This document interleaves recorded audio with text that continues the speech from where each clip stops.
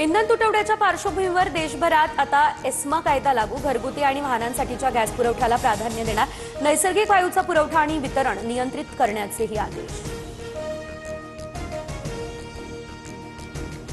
पुण्यात व्यावसायिक सिलेंडरचा पुरवठा पूर्णतः ठप्प. गॅस सेंटर्सवरती व्यावसायिक सिलेंडर नाही, त्यामुळे अडचण. घरगुती गॅस सिलेंडर देखील 3 दिवसांनी उपलब्ध होत असल्यानं अडचणींमध्ये मोठी वाढ. एलपीजीच्या कमतरतेमुळे आता मुंबई याशिवाय बंगळुरू आणि चेन्नईमधील रेस्टॉरंट संकटात. परिस्थिती अशीच राहिल्यास मुंबईमधील हॉटेल्स बंद करावे लागण्याची शक्यता. इंडिया हॉटेल्स आणि रेस्टॉरंट असोसिएशनकडून चिंता व्यक्त. रत्नागिरीमध्ये गॅस एजन्सीला व्यावसायिक सिलेंडरचा पुरवठा निम्म्यावरती. अमरावतीमध्ये घरगुती सिलेंडरसाठी आठवडाभर वेटिंग. नागपूरमध्ये छोट्या हॉटेल्सवाल्यांकडून सर्रास घरगुती सिलेंडरचा वापर.